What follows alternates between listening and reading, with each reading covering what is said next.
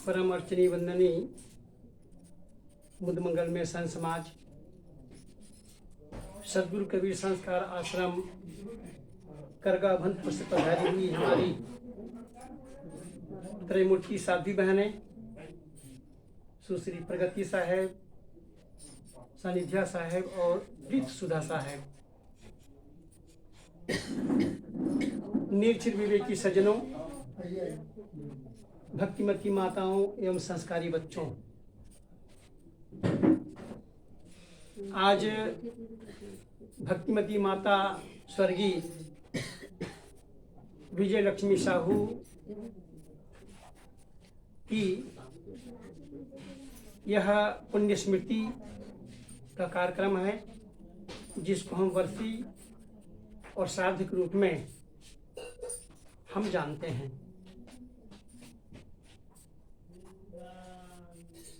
वर्षी का कार्यक्रम हम क्यों रखते हैं? वर्षी मनाने से क्या फायदा है और वर्षी को हम केवल एक ही साल मना करके क्यों भूल जाते हैं? बहुत सारी बातें हैं और बहुत सारी बातों को बता पाना संभव तो नहीं है, फिर भी मैं इशारा तो कर ही सकता हूँ। मैं जिस प्रांगण में बैठा हूँ, यह ऐसा प्रांगण है, भक्त प्रवर लहरमन गोटिया। अभी हमारे परम श्रद्धेय संत श्री परीक्षा साहब जी अयोध्या से 1 घंटे के लिए करगा सदगुरु कबीर संस्कार आश्रम पधारे थे। मूरा से तुरंत अभी हम लोग आए हैं और भेंट बंदगी पूजा आरती करके एक हमारे भाई हैं भक्तराज श्री यशवंत साहू जी, वो अपने घर में ले गए। अपने पिताश्री की वर्षी कार्यक्रम में वो भी आज पितृपक्ष को मना रहे हैं साहब जी को ले जा करके।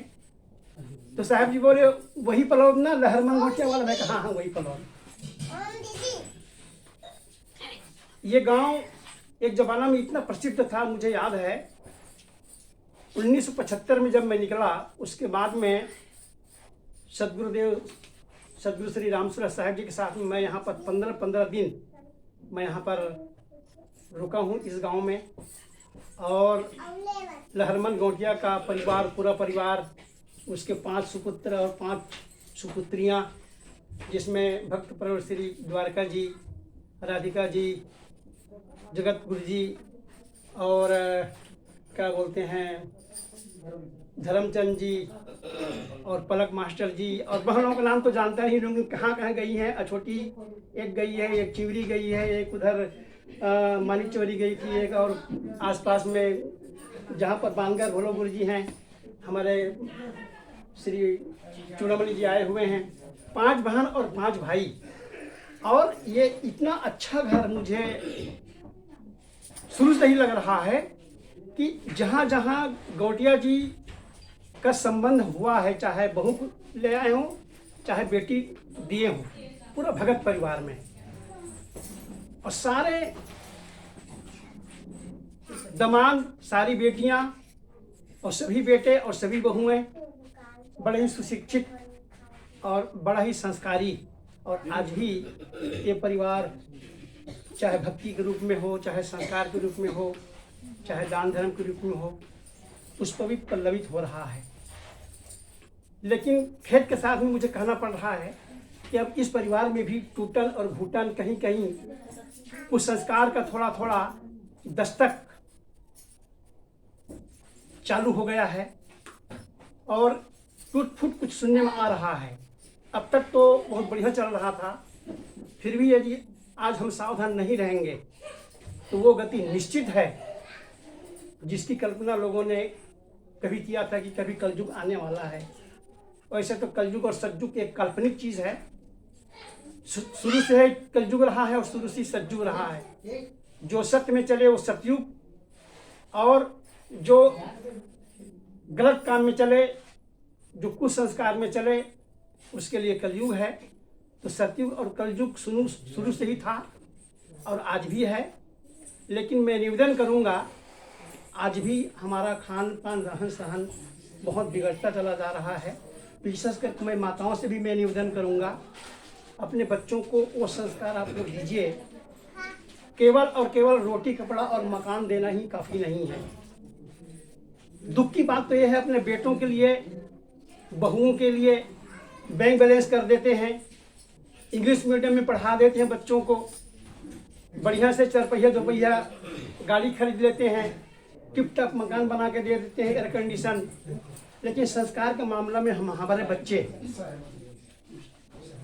बहुत पीछे होते चले जा रहे हैं, और उसी का आज परिणाम है, आज दुष्परिणाम है कि हम लोग बहू, बेटा, नाती, पोता, धन दौलत, 4 पहिया 2 पहिया सब कुछ होते हुए आज हम लोग शून्य हैं, आज हम लोग दुखी हैं। यही इसका सबसे बड़ा कारण है। तो साहब जी बोले कि वही लहरमन गोटिया वाला पलोद ने कहा, साहब जी वही लहरमन गोटिया वाला परिवार, हमारे मास्टर जी हैं धर्मचंद जी, उसकी धर्म पत्नी है विजय लक्ष्मी, आज हमारे बीच नहीं है साहब जी, और उसी के बरसी कार्यक्रम में हम लोग जा रहे हैं। बरसी कार्यक्रम हम लोग क्यों मनाते हैं? बरसी कार्यक्रम मनाने का एकमात्र उद्देश्य है, हम उनके आदर्शों को, क्योंकि इस संसार में जितने भी लोग हैं, चाहे हमारी माँ पक्ष हो, चाहे पिता पक्ष हो, चाहे मातृपक्ष हो, चाहे पितृपक्ष हो, दोनों पक्षों में माँ के रूप में जब आती है तो, और पिता के रूप में आते हैं तो अच्छाइयाँ और बुराइयाँ सब के अंदर में हम पाते हैं।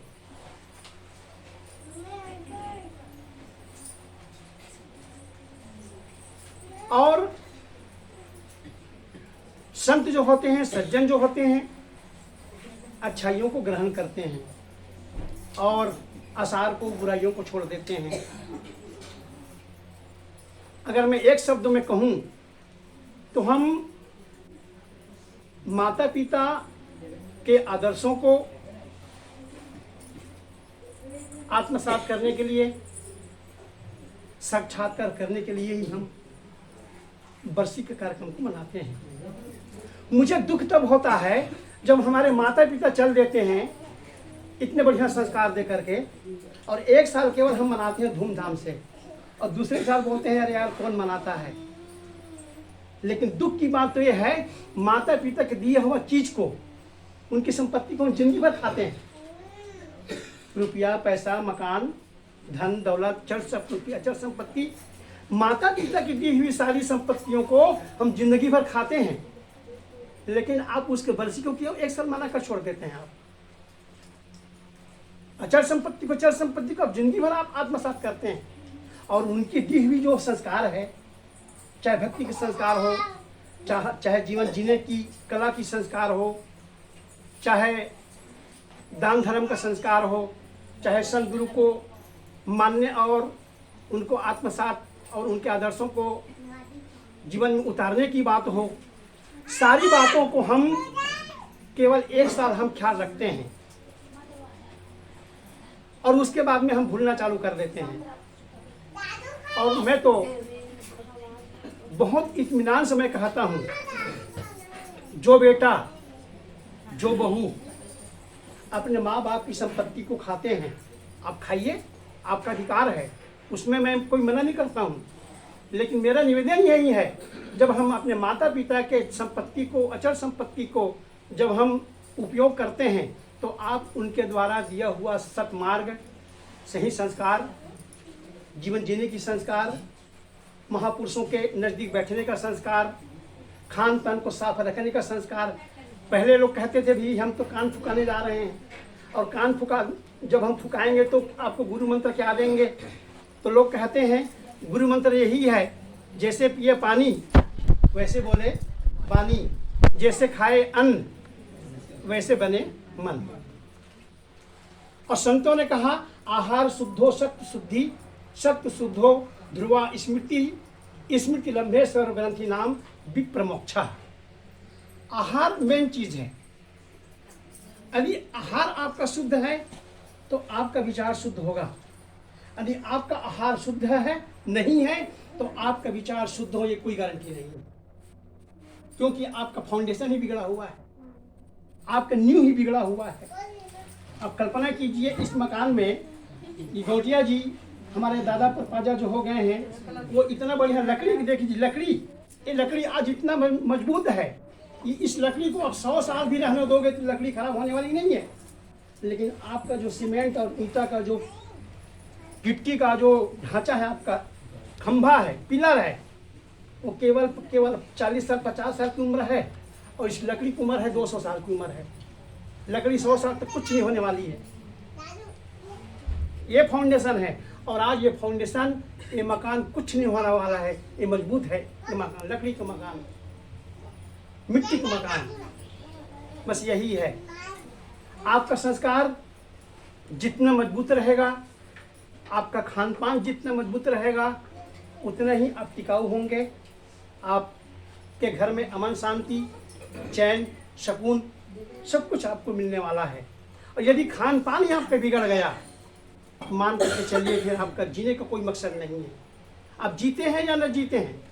लहरमन गोटिया जी कल्पना कीजिए, सदगुरु कबीर साहब कल्पना कीजिए, सदगुरु कबीर साहब को हमने देखा नहीं है, सदगुरु श्री रामराय साहब जी को हमने देखा नहीं है, सदगुरु श्री पूरन साहब जी को हमने देखा नहीं है, लेकिन आज उनको हम क्यों मानते हैं।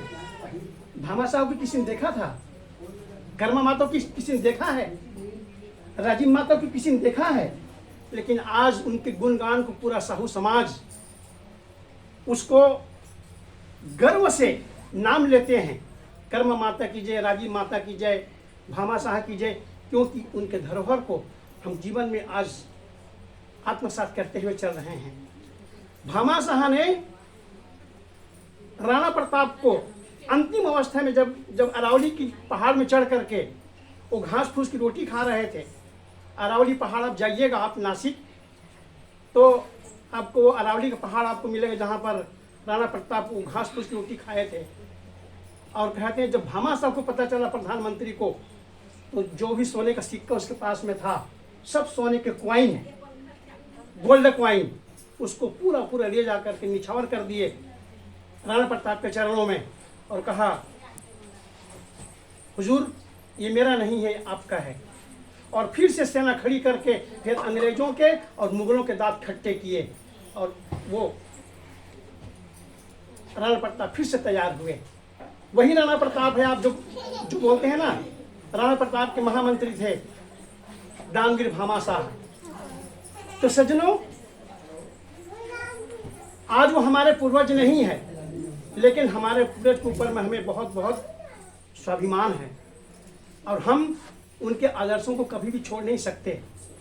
ऐसा ही एक भामा साहब थे, महान आत्मा थे, लहरमन गोटिया जी। आज वो नहीं है, लेकिन ये गांव का पूरा नाम आज भी चलता है कि लहरमन गोटिया वाला ये परिवार, ये पलौद, उसी के नाम से आज चलता है। जो भक्ति के बीज जो आज जो बोए हैं, और मुझे लगता है कि ये भक्ति के बीज यूं ही मिटने वाला नहीं है। जब तक हम अपने संस्कार को, अपने खुशी मुझे इस बात की है कि लहरमन गोटिया ने जो उनकी बेटियों को, अपने बेटों को जो संस्कार दिया है, उनके बेटी दमान और बेटा बहू, नाती पोता, सभी लोग उनके संस्कारों को आज ले करके चल रहे हैं।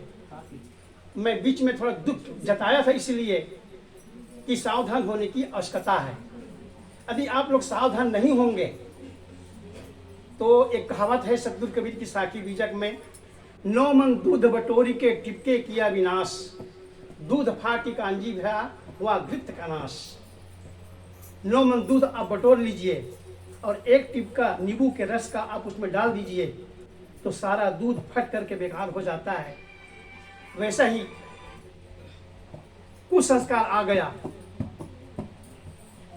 खान पान में गड़बड़ी आ गई, तो निश्चित है हमारा परिवार अनाथ हो सकता है, संस्कार विहीन हो सकता है। और संस्कार विहीन होने पर क्या होता है मुझे बताने की आवश्यकता नहीं है, अब सभी लोग भुक्तभोगी हैं। मैं कह रहा था यदि हम वर्षी न मनाए तो क्या होगा। अब वर्षी न मनाए तो बहुत कुछ आपकी क्षति होने वाली है, और मेरा बरसी का मतलब ये नहीं कि केवल पितृपक्ष में आप बड़ा पूड़ी खाएं और खिला दें कि ये कौवा को खिला दें और चूहा को खिला दें तो हमारे पूर्वज है। अरे पागलों, आपके पूर्वज को आपने चूहा बना दिया है, आपके पूर्वजों को आपने कौवा बना दिया। अब कोई कहे कि नहीं हमारे दादाजी, ये हमारे जो आपके गुरुजी के जो बेटे लोग हैं, 5 भाई में तो 4 भाई तो आप लोग मास्टरे हैं, और ये लोग कहें कि नहीं ये हमारे पिताजी ये चूहा बन करके आए हैं। अरे इतना अच्छा भक्त जो इंसान से जीते जीते उसको आपने चूहा बना दिया। नहीं, वो चूहा बन करके आया है पितृपक्ष में। ये हम सबकी मानसिकता बहुत बिगड़ गई है, और ये जो मानसिकता है ना, इस मानसिकता का आप लोग चेंज कीजिए।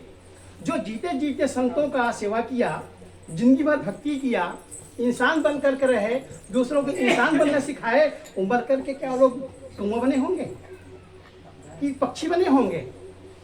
लेकिन हम मानते चले आए हैं कि हमारे पूर्वज हैं, वो इसी रूप में आते हैं और आपके हुमन प्रसाद को खाते हैं। एक घटिया सोच, और इस सोच को बदलने की आवश्यकता है। आप बरसी नहीं मनाएंगे तो क्या होगा?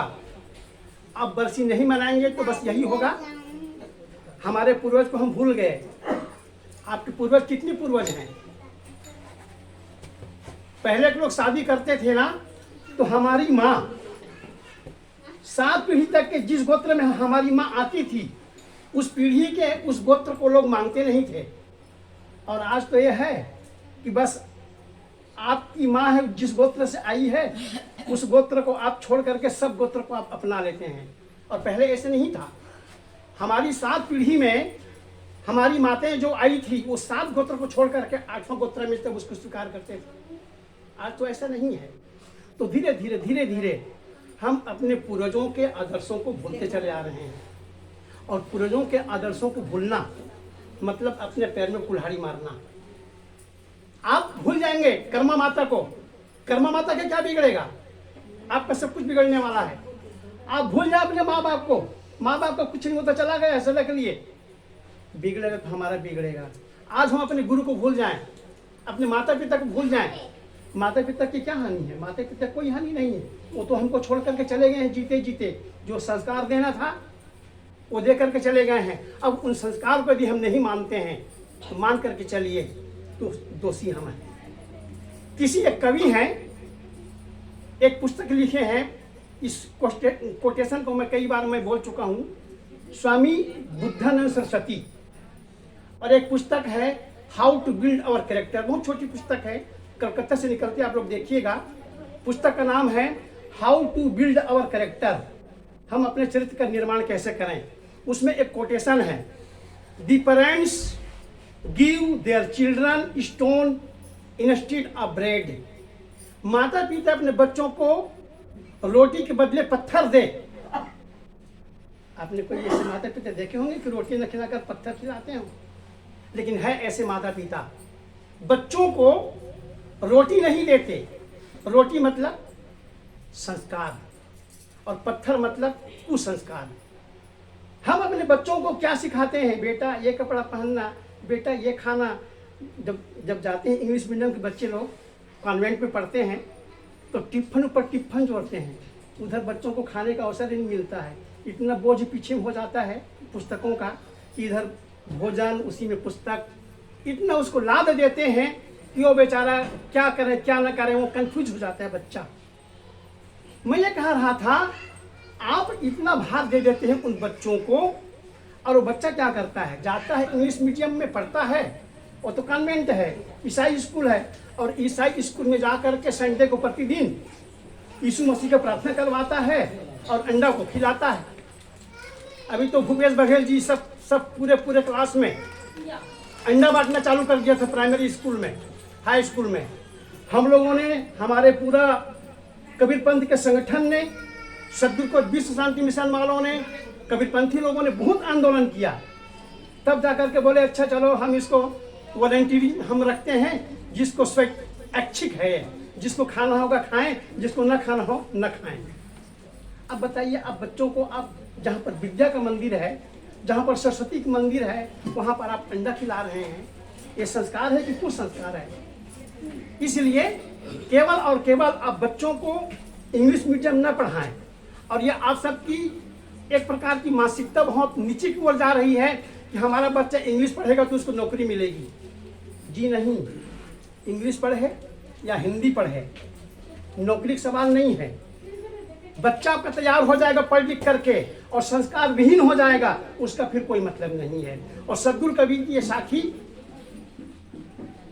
निष्फल हो जाएगी। जननी जने तो सुत जने, ती दाता के सूर, और नहीं तो नारी तू बांझ रही, क्यों बिथा गंवावे नूर। माता पिता अपने बच्चों को जन्म देते हैं, जन्म दीजिए, और वही बच्चा आपका असली बच्चा है जो संस्कार को लेकर के जन्म होता है, जन्म लेता है। जैसे या तो कोई धनुर्धारी हो अर्जुन के समान, या तो बाल ब्रह्मचारी हो भीष्म पितामह के समान, या तो महान संत हो कबीर तुलसी और महावीर बुद्ध के समान, या तो देशभक्त हो। और पांचों में से कोई यदि नहीं होता है, चोर निकलता है, लफंगा निकलता है, शराबी जुआरी निकलता है, तो आपका जन्म देने का कोई मतलब नहीं है। आपका बच्चा होने और न होने का कोई मतलब नहीं है। इसलिए साहब कहते हैं आप संस्कारवान बनिए, आप भक्तिवान बनिए, आप ज्ञानवान बनिए और आप यशस्वी बनिए। हम लोग बच्चे हैं, जब हम लोग आशीर्वाद देते हैं तो क्या बोलते हैं? बेटा खुश रहो, बेटी खुश रहो। क्यों कहते हैं खुश रहो? क्यों नहीं कहते बेटी धनी मानी हो जाए, अथवा बेटी को 2-4 मकान हो जाए, बेटी को 2-4 4 गाड़ी हो जाए? ऐसा हम कभी आशीर्वाद नहीं देते हैं। आशीर्वाद देते हैं बेटी खुश रहो, बेटा खुश रहो। और इसका मतलब है इस जीवन में प्रसन्नता, मतलब हैप्पीनेस। और किसी ने कहा है happiness is the greatest art in the world. प्रसन्नता है दुनिया की सबसे बड़ी संपत्ति है। आपको परिवार मिल गए, आपको धन मिल गया, आपको बैंक बैलेंस 2-4-25 लाख मिल गए, आपको सारी दुनिया मिल गई, आपकी सारी भौतिक वस्तुएं आपको मिल गई। कल्पना कीजिए आपको शांति ना मिले तो, कल्पना कीजिए आपको खुशियां ना मिले तो। मुझे याद है एक गाना बहुत लोग गाते हैं और गाते गाते रो देते हैं। एक पिक्चर का ही गाना है बेटी के लिए। जब पिताजी जब अपने बेटी को जब विदा करता है तो बस यही कहता है, बेटी बबुल की दुआएं लेती जा। बस यही एक गाना है। और वो गाना इतना भाव विभोर करके रख देते हैं पूरे समाज को।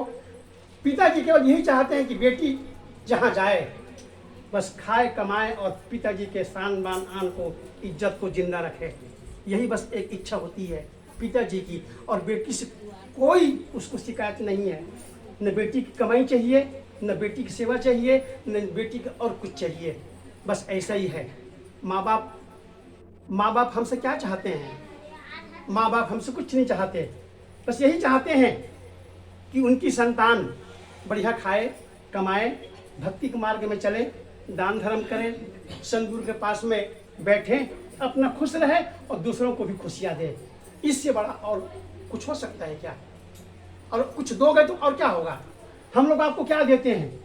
आप लोग हमें कपड़ा देते हैं, पूजा विदाई देते हैं, अच्छा खाने को देते हैं, कपड़ा देते हैं, सब कुछ तो आप लोग देते हैं। हम लोग आपको क्या देते हैं? बस केवल एक जीने की कला सिखाते हैं। एक हम लोग केवल दिशा निर्देश करते हैं कि बेटा ये मार्ग अच्छा है, इस मार्ग में चलना, बेटी ये मार्ग गलत है, इस मार्ग में मत जाना। बस यही संतों का एक दिशा निर्देश होता है। संत लोग खुद चलते हैं उसमें और खुद चलने के लिए संत लोग प्रेरित करते हैं। अभी मैं एक छोटा सा उदाहरण में देख रहा था। एक राजा जी थे। राजा जी ने नगाड़ा बजवा दिया और ढिंढोरा पिटवा दिया कि मेरे राज में जितनी प्रजाएं हैं वो सारी प्रजाएं आ जाएं और जो जिसको वरदान लेना है आप मुझसे आकर के ले लो। समय केवल 2 घंटा। संडे के दिन घोषणा कर दिया। पूरी प्रजा आ गई सारे लोग आ गए और अपने अपने जिसको जिसको जो जो चाहिए सब मांगने लगे। कोई कहे मुझे रंगीन टीवी दे दो, कोई कहे मुझे एंड्रॉयड मोबाइल दे दो बढ़िया वाला, किसी ने कहा बढ़िया मकान दे दो, किसी ने कहा बढ़िया मुझे 4 पहिया दे दो, स्कॉर्पियो, जो जिसको चाहिए सब मांग लिए और सबको राजा देते गए। लेकिन उसमें राजा ने एक इनाम रखा था, जो सबसे बढ़िया चीज मुझसे मांग लेगा उसको मैं बहुत कुछ में देने वाला हूं। एक सुलझा हुआ कबीरपंथी घर के एक बेटी ससुराल आई थी ऐसे गांव में, पलौद गांव में। उस राजा से जाकर के कहा, राजा साहब मुझे कुछ नहीं चाहिए, न मुझे मकान चाहिए, न 4 पहिया चाहिए, न तो पुत्र परिवार चाहिए, न कुछ नहीं चाहिए, बस मुझे एक चीज चाहिए, मुझे आप ही आप, मुझे केवल राजा चाहिए। राजा मतलब खुद, दैट मीन्स सेल्फ। मैं आपको सीधा मैं आपको मांग रही हूं, क्या कहना है। राजा जी वहीं पर खड़े हुए और खड़े होकर के उस बेटी को इनाम दिए, कहे बेटी तुम सबसे महान हो। लोग भौतिक चीज मांगे मुझे, रोटी कपड़ा मकान टीवी संपत्ति 4 पहिया 2 पहिया पुत्र परिवार, लेकिन तुम तो राजा को ही मांग लिया। अब जो राजा को ही मांग लिया तो और कुछ बाकी क्या है। जो राजा को जो चाह लिया उसके लिए कोई कमी नहीं, सब राजा मतलब पूरा राजपाट आ गया। और उस बेटी को कहते हैं राजा इनाम दिए। बस यही मेरा आप सबसे निवेदन है कि आप लोगों से कोई पूछे कि बेटी क्या चाहिए, बेटा क्या चाहिए, आप लोग क्या मांगोगे। आज भक्तिमती विजय लक्ष्मी साहू की आज श्रद्धांजलि कार्यक्रम है, बरसी कार्यक्रम है। आप लोग क्या मांगोगे आप लोग जानो। लेकिन यदि कोई मुझे यह कहे साहब जी आपको क्या चाहिए, तो मैं यही कहूंगा, हे सद्गुरु, हे राजा, यदि मुझे देना है तो मैं इस संसार के भव बंधनों से मैं मुक्त हो जाऊं। जैसा कि मेरे गुरु जी ने मेरा नाम मुक्ति रखा, ऐसे ही मैं चाहता हूं कि मैं सबसे मुक्त हो जाऊं। और इससे बड़ा मुझे और कुछ लगता नहीं है कि इस संसार में आप लोग मांगेंगे तो आप लोग जानिए, लेकिन मैं तो केवल मुक्ति ही मांगूंगा। और तुलसीदास जी कहते हैं, अर्थ न धर्म न काम रुचि, गति न चाहो निर्माण, जन्म जन्म श्री राम पद यह वरदान न आन। तुलसीदास जी कहते हैं, मुझे गति मुक्ति नहीं चाहिए, मुझे रुपया पैसा नहीं चाहिए, मुझे तो जब जब मैं जन्म लूं इस दुनिया में तब तक गुरु की भक्ति चाहिए। मतलब यही है, भक्ति मतलब मुक्ति। भक्ति निशैनी मुक्ति की चढ़े जो संत सुजान, जो भक्ति को मान लिया उसको मुक्ति मिल गई, और जो भक्ति ही नहीं मांगेगा उसको मुक्ति कहाँ मिलेगी। तुलसीदास जी की साइकोलॉजी है, बहुत बड़े साइकोलॉजिस्ट है तुलसीदास जी। जो कक्षा नहीं पढ़ेगा वो एमए कैसे करेगा, जो भक्ति नहीं करेगा वो उसको मुक्ति कैसे मिलेगी। तो कहते हैं भक्ति इज फर्स्ट स्टेज, और फर्स्ट स्टेज के साथ में कहते हैं continuity is the stage of perfection. ये आपका जो कंटिन्यूटी है और स्टेज है, एक के बाद एक के बाद एक, एक के बाद एक, ये चलती जाएगी तो निश्चित है आज नहीं तो कल आपको मंजिल आपको मिलने वाली है। तो राजा ने उसको इनाम दिया। और ऐसे ही मैं चाहता हूँ कि आप लोगों से भी कोई यदि ये कहे कि आपको जो चाहिए सो दूँ, तो आप लोग सावधान रहिएगा, कभी भी भूल करके भौतिक चीज मत मांगिए। ठीक है, मैं मानता हूँ धन की आवश्यकता है, कपड़े की आवश्यकता है, रोटी कपड़े की आवश्यकता है, मकान की आवश्यकता है, लेकिन दैट इज नॉट इनफ। वो आपके जीवन के लिए पूरा नहीं है। रोटी भी चाहिए, कपड़ा भी चाहिए, मकान भी चाहिए, लेकिन तीनों हमारी शादी की आवश्यकता है। लेकिन शरीर केवल अकेला नहीं है, शरीर के साथ साथ में आत्मा भी है। यदि आत्मा निकाल जाए इस शरीर से तो शरीर को आप क्या कीजिएगा, ले चलो ले चलो ले चलो, कहाँ ले चलो आप सब जानते हैं। जैसे दुनिया सबको ले जाते हैं, हम सब भी एक दिन जब ये आत्मा निकल जाएगी ना, तो हम सबको यही कहेंगे, साहब चले गए ले चलो। कौन? वो साहब तो चले गए, अब ये तो केवल मिट्टी पड़ी है। बस यही एक गति सबकी होने वाली है। और सदगुरु कबीर साहब ने बीजक में कहा, एक एक दिना या ही गति सबकी, कहाँ राव कहाँ दीना हो। सबकी गति। हम लोग ये सोच रहे हैं कि ये जो गति है केवल विजय लक्ष्मी साहू की हुई है। जी नहीं, सबकी एक गति है। हम सब लाइन में लगे हुए हैं। बेटा बहू नाती पोता, कोई ये मत समझे कि अभी हम तो जवान हैं, अभी तो हम युवती हैं, अभी तो हम दुनिया को देखे नहीं हैं। ऐसा